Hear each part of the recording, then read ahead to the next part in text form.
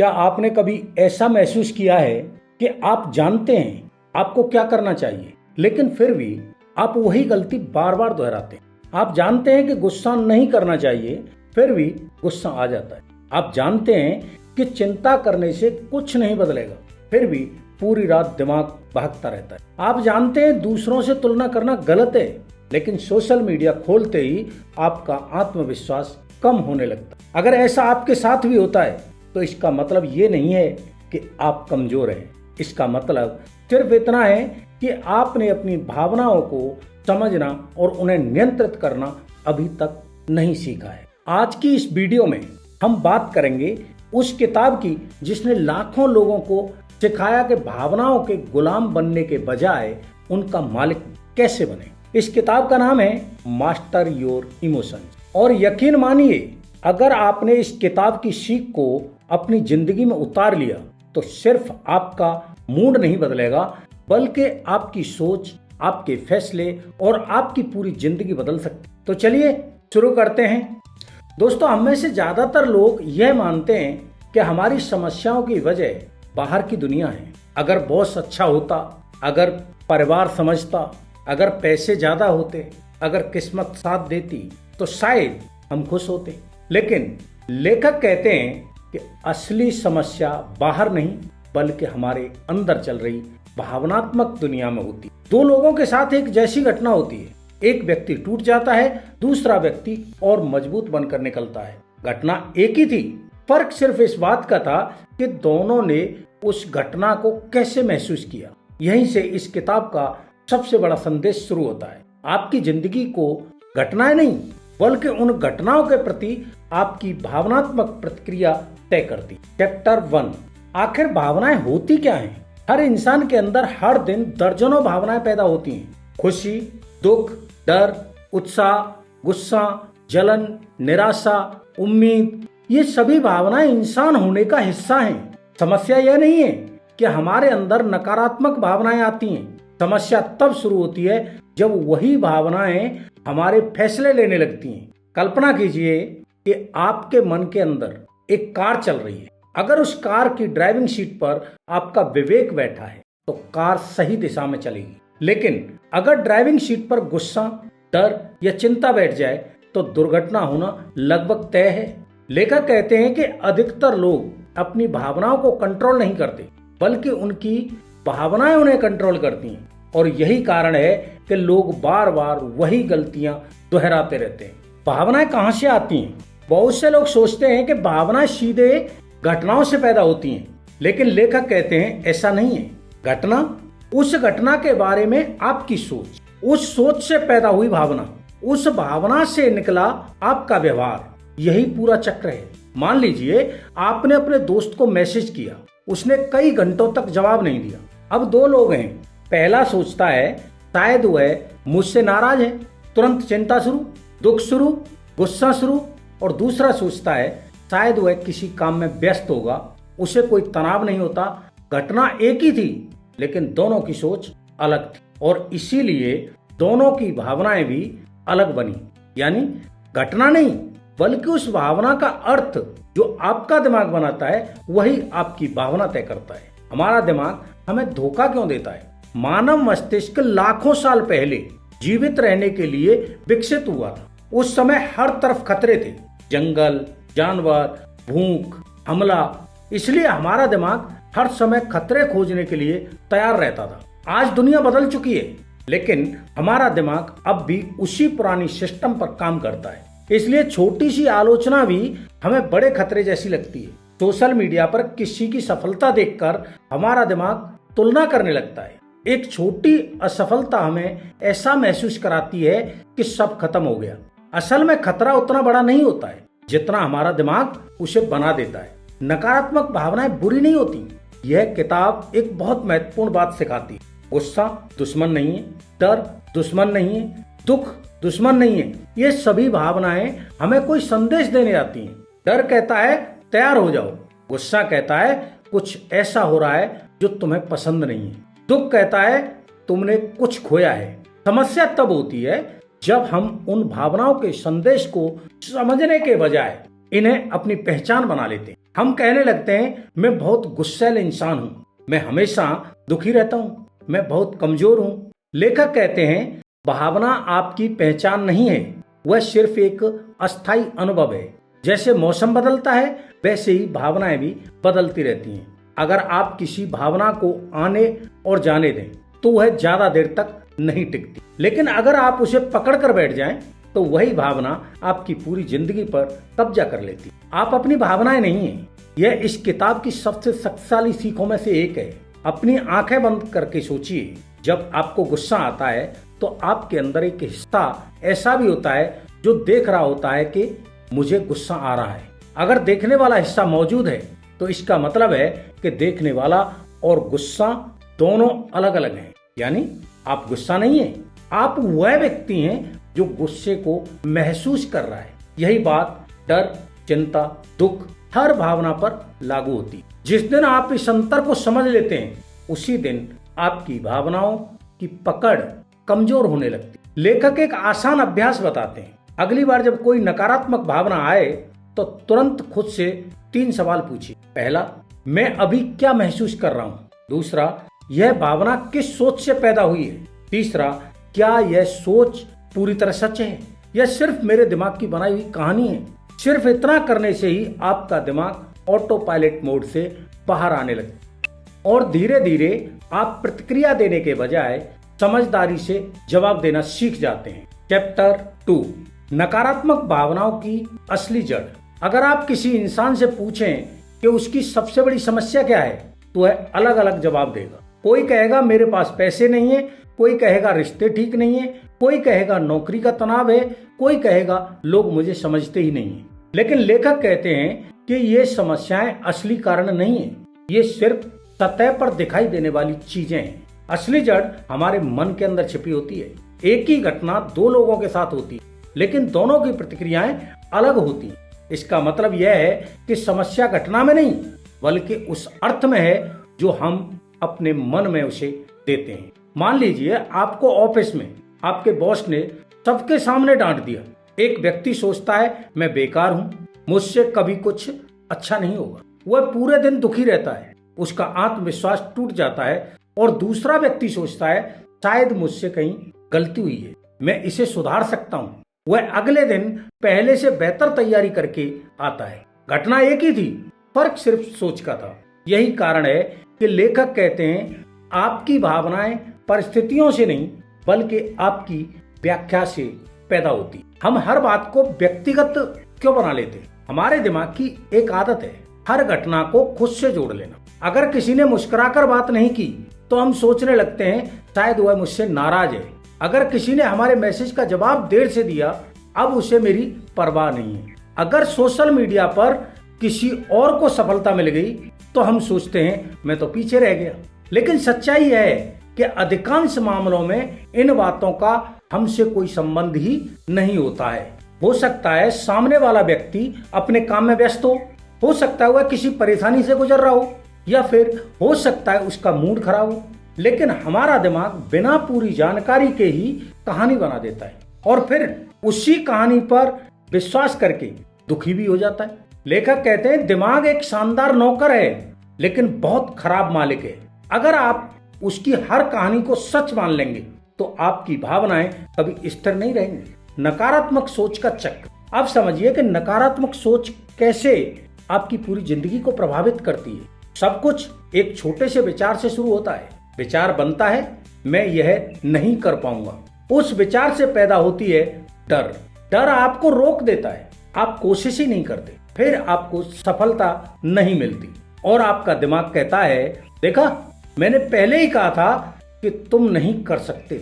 यही चक्र बार बार चलता रहता है। इसी तरह एक छोटा सा नकारात्मक विचार धीरे धीरे आपकी पहचान बन जाता है। भावनाओं को दबाने की गलती। बहुत से लोग सोचते हैं कि मजबूत इंसान कभी दुखी नहीं होता, कभी डरता नहीं, कभी रोता नहीं, इसलिए वे अपनी भावनाओं को दबाने लगते हैं। लेकिन लेखक कहते हैं कि यह सबसे बड़ी भूल है।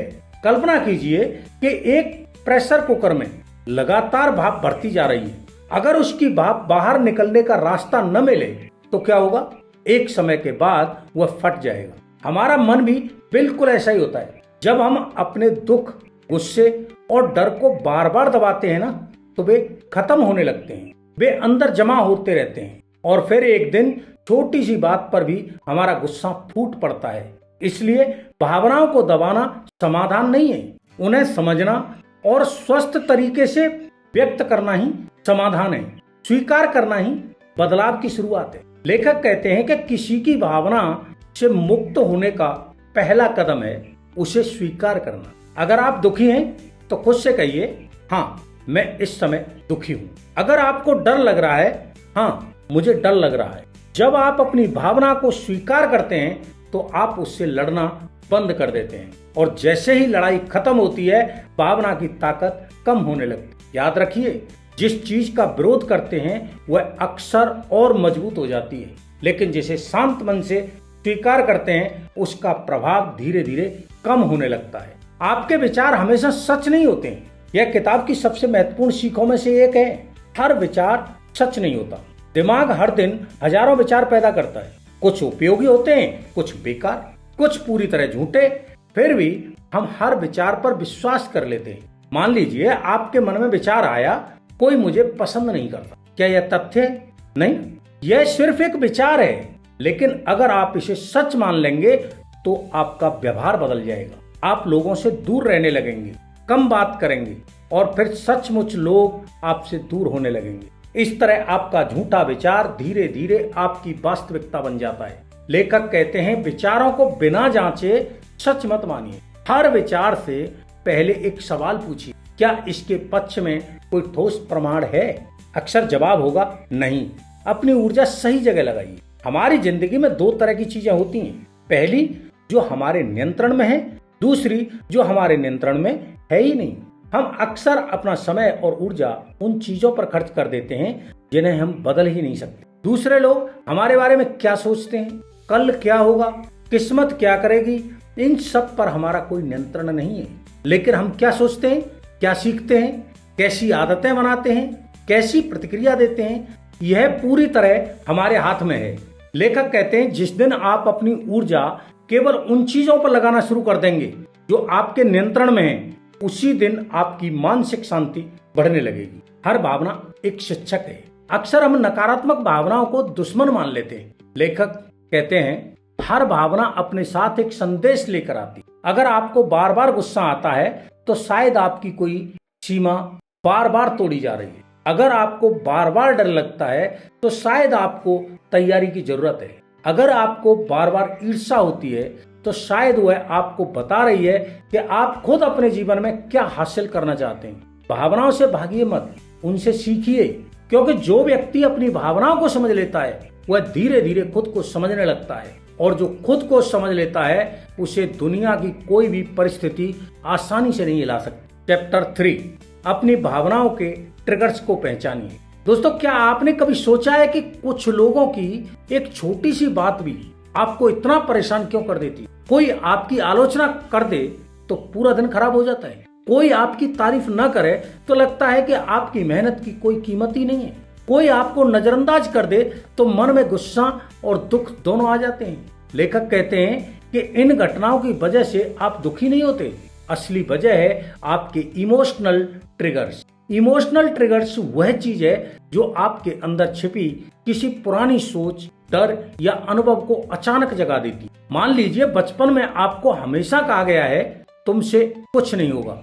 अब बड़े होकर अगर कोई आपके काम की आलोचना करता है तो आपको सिर्फ आलोचना नहीं सुनाई देती, आपके अंदर वही पुराना घाव फिर से जाग जाता है। यही कारण है कि दो लोगों को एक जैसी आलोचना मिले फिर भी उनकी प्रतिक्रिया अलग होती है।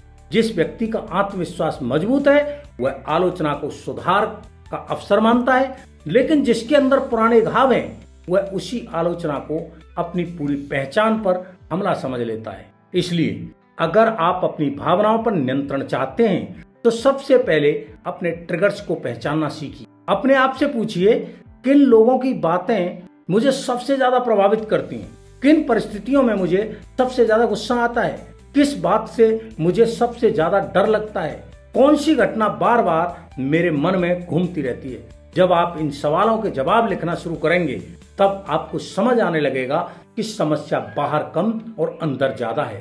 भावनाओं का रिकॉर्ड रखना क्यों जरूरी है? लेखक एक बहुत सरल लेकिन प्रभावशाली अभ्यास बताते हैं। हर दिन रात को 5 मिनट निकालिए और लिखिए, आज मुझे सबसे ज्यादा कौन सी भावना महसूस हुई, उस भावना की वजह क्या थी, मैंने कैसी प्रतिक्रिया दी, अगर वही स्थिति दोबारा आए तो मैं बेहतर प्रतिक्रिया कैसे दे सकता हूँ। धीरे धीरे आपको एक पैटर्न दिखाई देने लगेगा। आप समझ जाएंगे कि कौन सी परिस्थितियां आपको बार बार अस्थिर करती हैं। यही जागरूकता बदलाव की शुरुआत है। जिस समस्या को आप देख सकते हैं उसे बदल भी सकते हैं। चैप्टर 4, अपनी कहानी बदलो, जिंदगी बदल जाएगी। हर इंसान अपने बारे में एक कहानी लेकर चलता है। कोई कहता है मैं बहुत बदकिस्मत हूँ, कोई कहता है मैं हमेशा असफल रहता हूँ, कोई कहता है कोई मुझे समझता ही नहीं।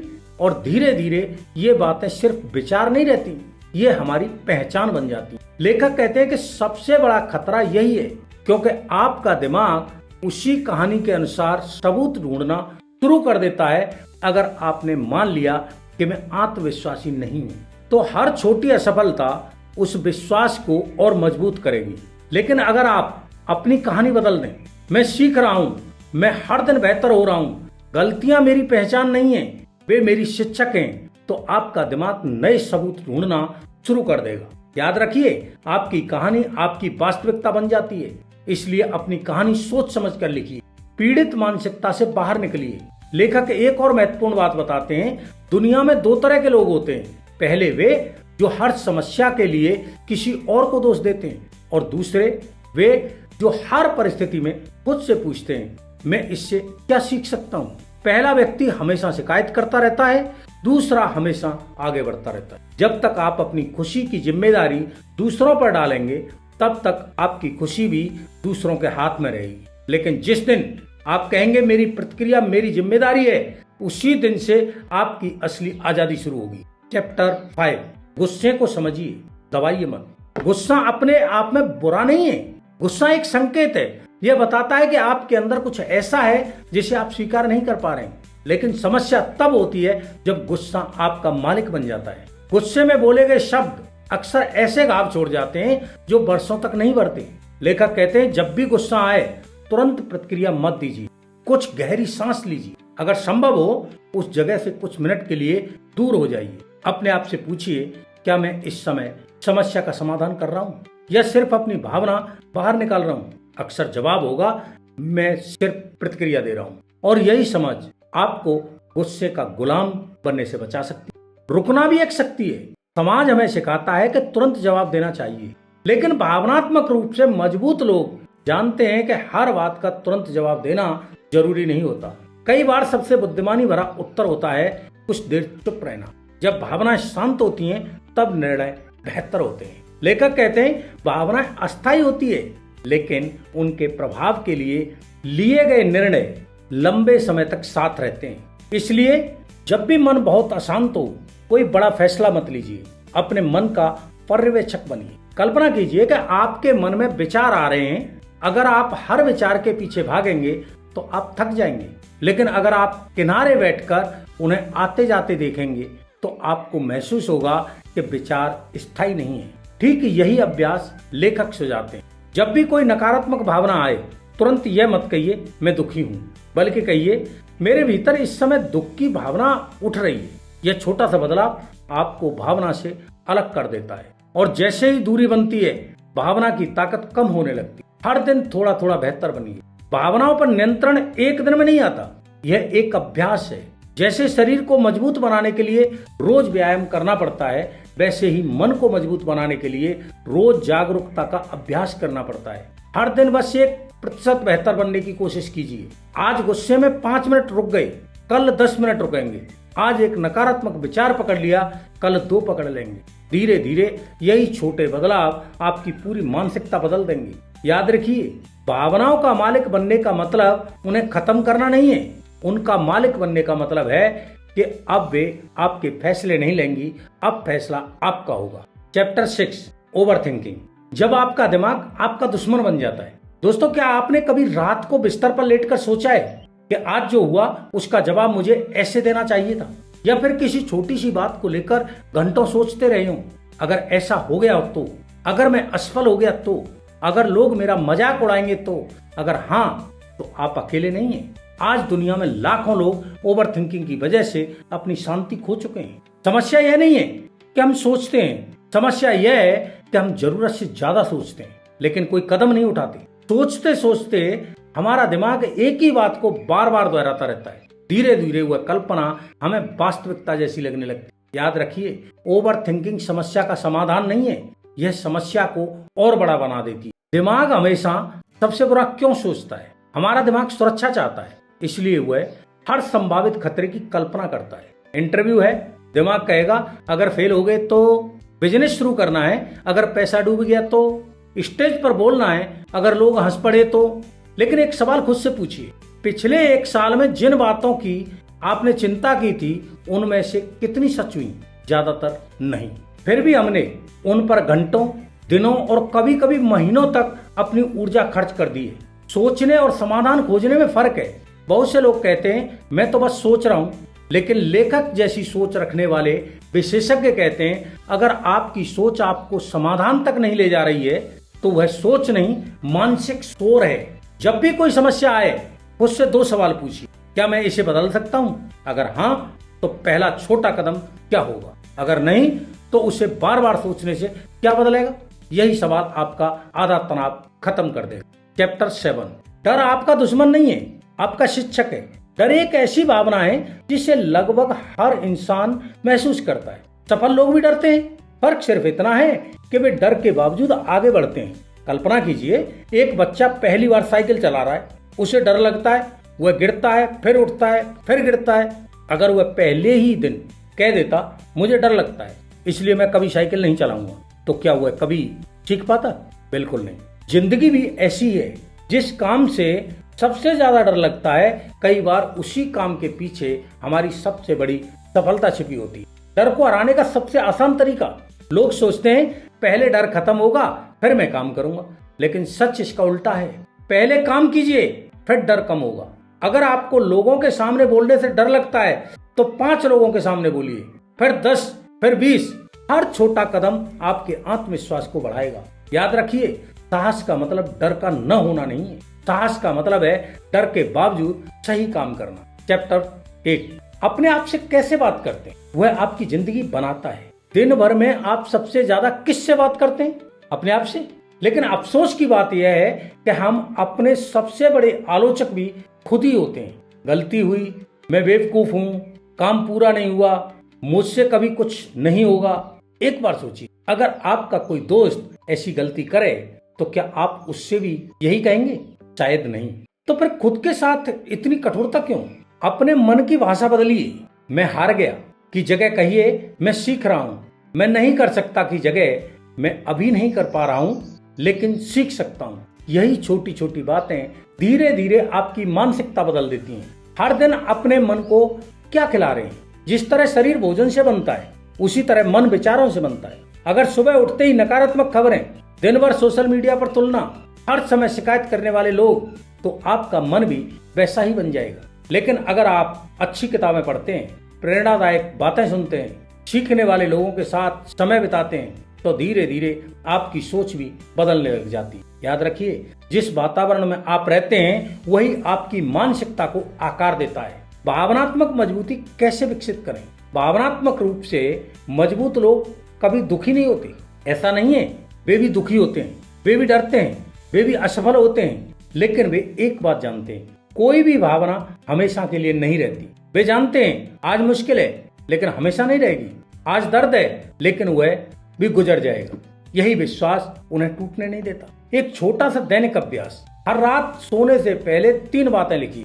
आज किस बात के लिए मैं आभारी हूँ, आज मैंने क्या सीखा, कल मैं 1% बेहतर कैसे बनूंगा। सिर्फ 5 मिनट का यह अभ्यास धीरे धीरे आपके दिमाग को नकारात्मकता से सकारात्मकता की ओर ले जाएगा। याद रखिए, आप अपने विचार नहीं, आप अपनी भावनाएं नहीं हैं, आप वह व्यक्ति हैं जो उन्हें देख सकते हैं, समझ सकता है और बदल सकता है। जिस दिन यह बात दिल से समझ आएगी उसी दिन आपकी जिंदगी बदलनी शुरू हो जाएगी। और यहीं से शुरू होती है असली आजादी, बाहर की परिस्थिति से नहीं बल्कि अपने ही मन से।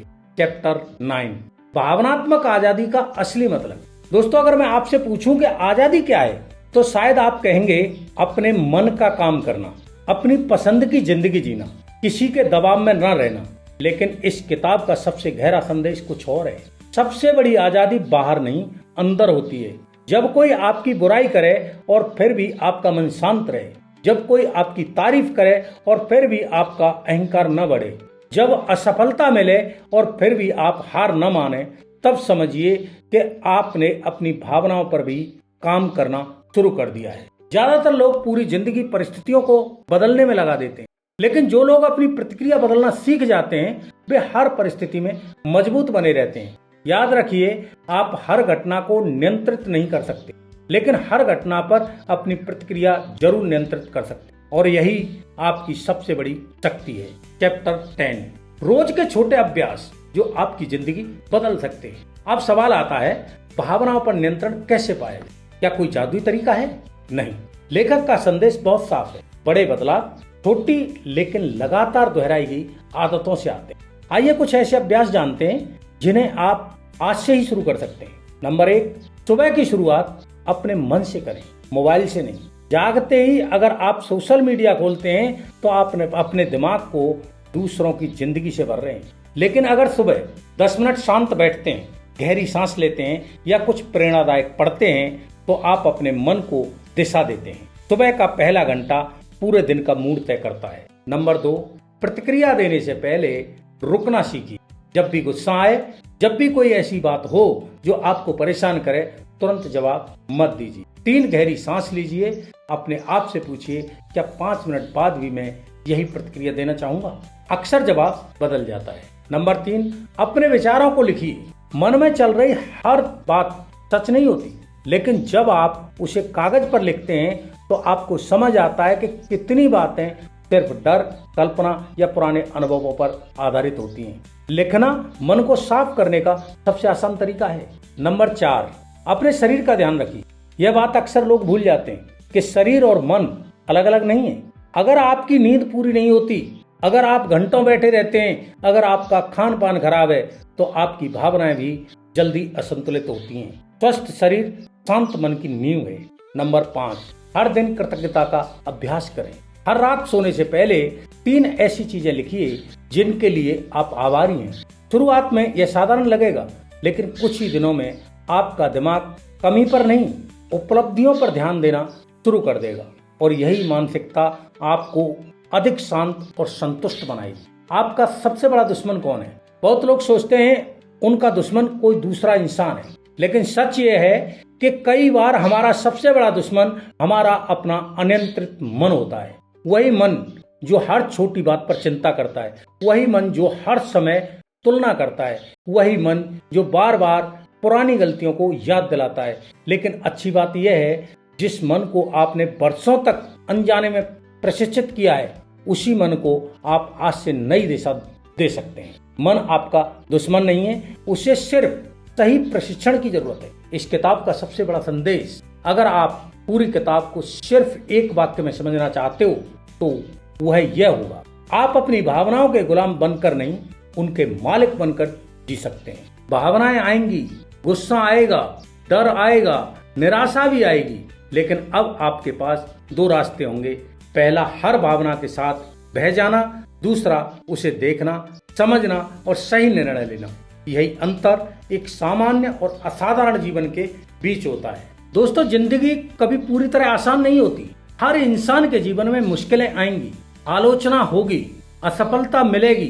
कुछ लोग आपका साथ छोड़ देंगे, कुछ सपने टूटेंगे, लेकिन इन सब के बीच एक चीज हमेशा आपके हाथ में रहेगी, आपकी प्रतिक्रिया। और जब आपकी प्रतिक्रिया बदल जाती है तो आपकी पूरी जिंदगी बदलने लगती है। याद रखिए, जिस व्यक्ति ने अपनी भावनाओं पर जीत हासिल कर ली, उसने आधी दुनिया पर नहीं बल्कि खुद पर जीत हासिल कर ली, और खुद पर जीत से बड़ी कोई जीत होती ही नहीं है। अगर आपको इस वीडियो से एक भी ऐसी बात सीखने को मिली है जो आपकी जिंदगी बदल सकती है, तो इस वीडियो को यहीं छोड़कर मत जाइए। सबसे पहले कमेंट में लिखिए, आज से मैं अपनी भावनाओं का मालिक हूँ।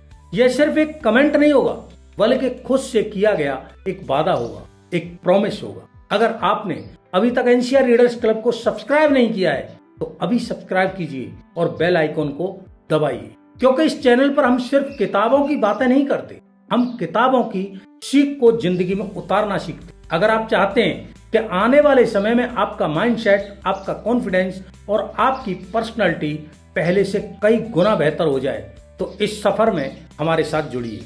वीडियो पसंद आया हो तो इसे अपने उस दोस्त के साथ भी शेयर करें जिससे इस समय इसकी सबसे ज्यादा जरूरत है। मिलते हैं अगले वीडियो में एक और ऐसी किताब के साथ जो सिर्फ आपकी सोच नहीं, आपकी पूरी जिंदगी बदल सकती है।